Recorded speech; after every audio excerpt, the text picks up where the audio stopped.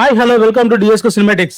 ఈ రోజు మేము మా వెబ్ సిరీస్ షూటింగ్ కోసం కొన్ని కొత్త లొకేషన్లు వెతుకుతూ కొండపైనకి వెళ్ళాం. షూటింగ్ కి సరిపోయే ప్రదేశాలు చూస్తూ చుట్టుపక్కల ప్రాంతాలను పరిశీలిస్తూ కొద్దిసేపు అక్కడే గడిపాం. అలా లొకేషన్ చూస్తూ ఉండగా అనుకోకుండా మా చూపు ఆకాశం వైపు వెళ్ళింది. అప్పుడు మాకు ఒక అద్భుతమైన దృశ్యం ఆకాశంలో కనిపించింది. ఫ్రెండ్స్, ఒక్కసారి ఆకాశం వైపు చూడండి. అక్కడ కనిపిస్తున్న ఆకారాన్ని గమనించండి.